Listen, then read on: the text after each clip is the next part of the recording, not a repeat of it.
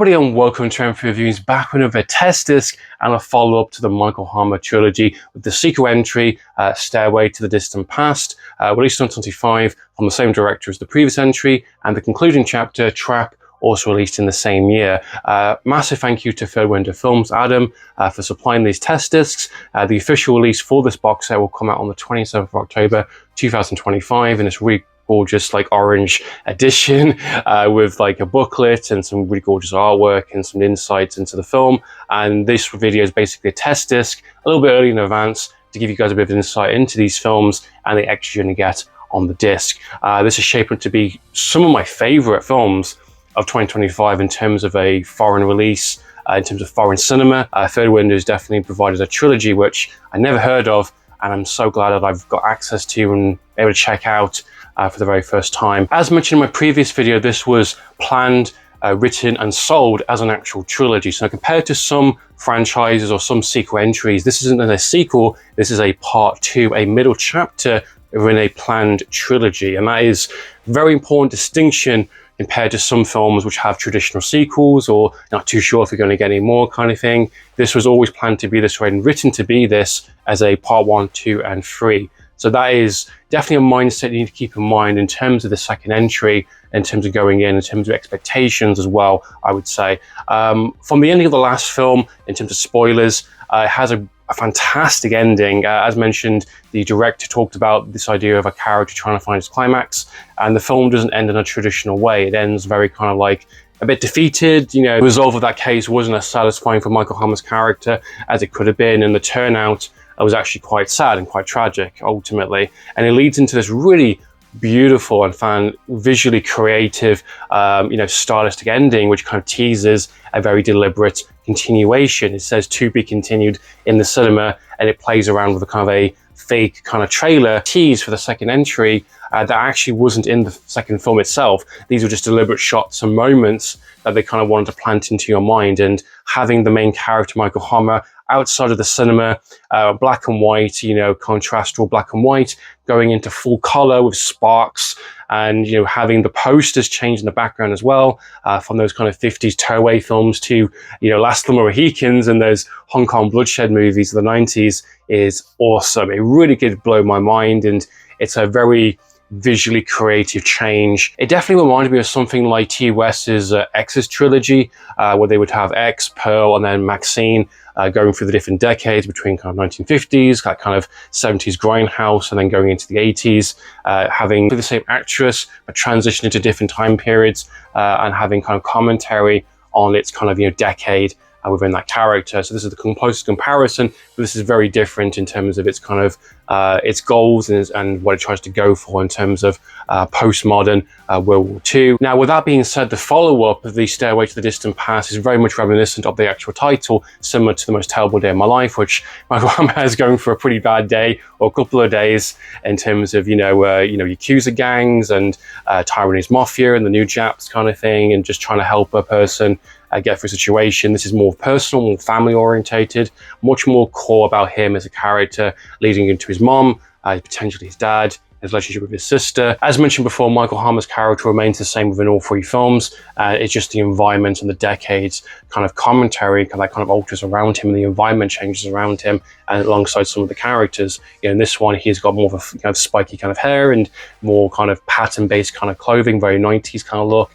He still operates in the kind of upstairs cinema, and they're showing the old first film in the background. You get to hear visual kind of cues from that, which I think is really funny, and similar kind of setup where someone's coming in asking to see him, where compared to the first one, he's been hired to kind of go and find a missing person. This one, he's been hired to go and find a missing dog, and business is kind of very dry at the moment, and he's basically a puppy rescue kind of detective in this one. And this really adds to the character and the kind of the circumstances that he's in this one. Again, he's not a macho character man. He's someone who is a bit bumbly, a bit comic relief, anything of a figure, but someone who is young, ambitious, someone who cares a lot. Similar kind of motivation again, where he does that introduction with his car and basically has a 16-year-old sister that he looks after and wants to send her to college, and that's his kind of goal. And someone who's had to kind of fight for himself essentially, and he has to take on many different people, not literally, but he's definitely willing to go the mile. He's definitely willing to put himself out there, and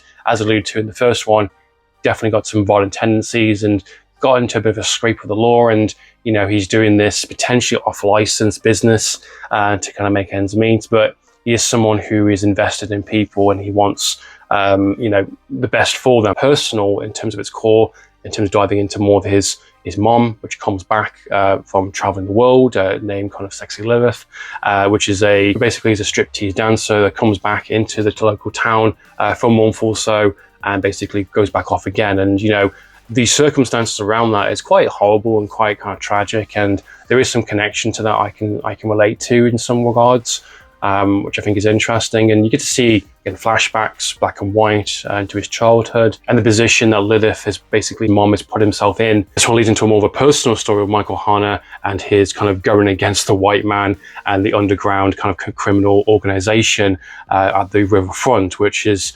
occupied previously by US occupation.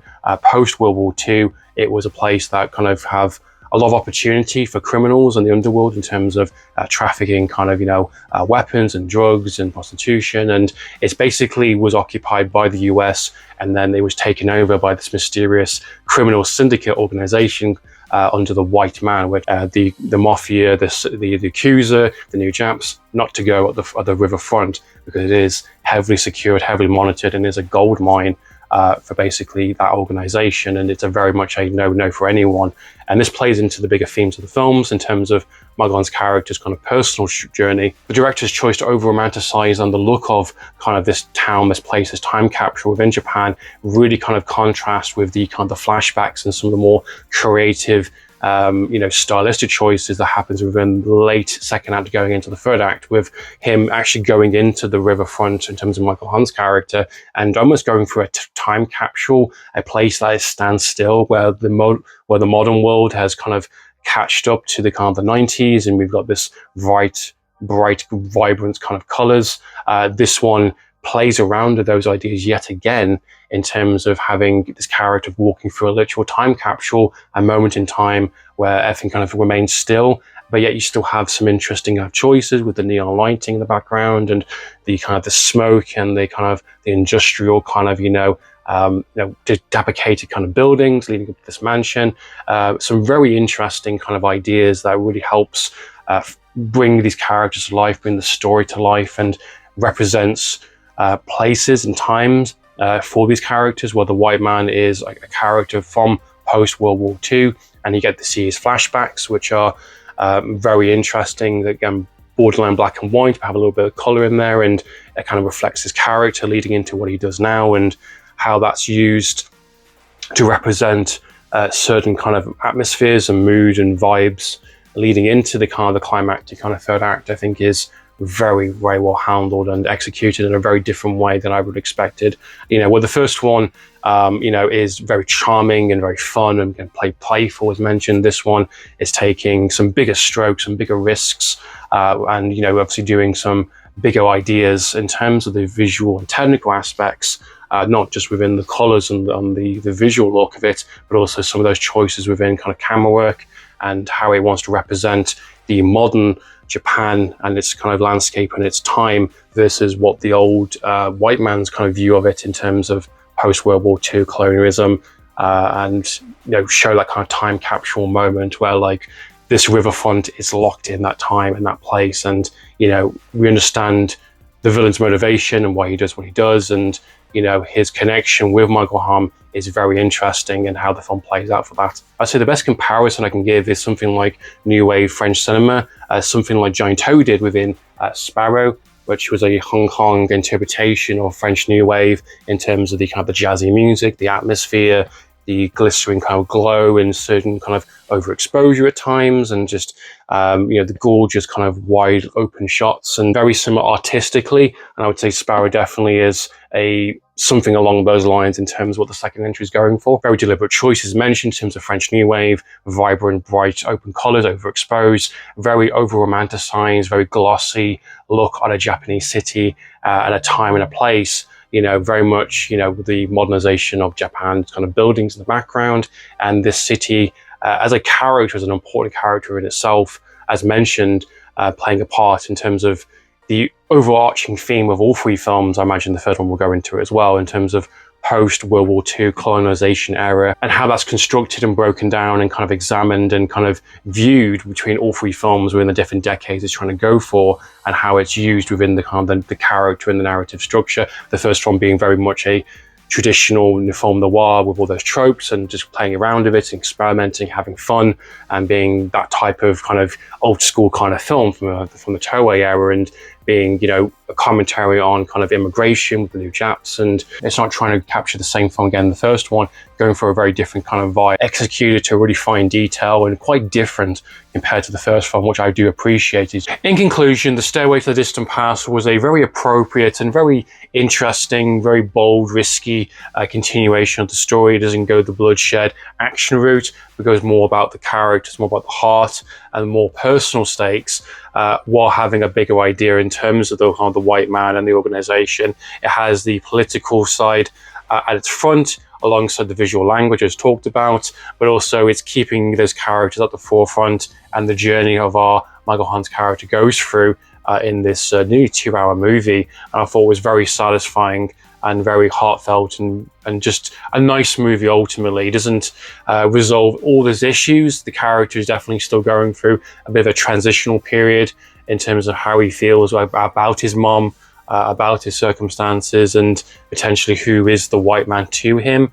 And obviously he's got a lot of things going on around him with his business not doing quite well, but at his core, his character is very much very resilient, and he's definitely always wanted to do the right thing. He's not a killer. He's not an anti-hero. He's not a hero character. Someone who's willing to bend the rules a little bit, but at his heart, he just wants to help and he wants to do the right thing. And I think that's explored and continued alongside the bigger ideas that the director's going for. And I think it's quite an interesting and quite a nice movie ultimately. And I really appreciate the fact the film ends in the way it did.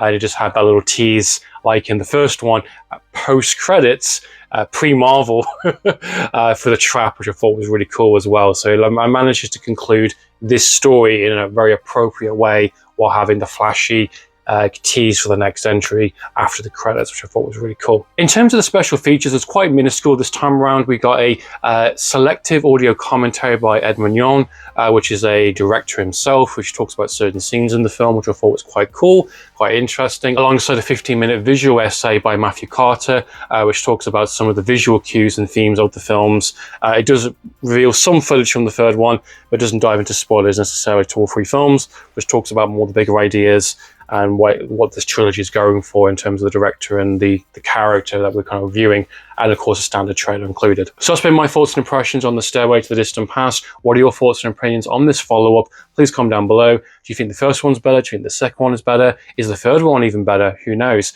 I'd love to know your thoughts and impressions. Please comment down below. So in the meantime, guys, I'm for reviews. Signing out.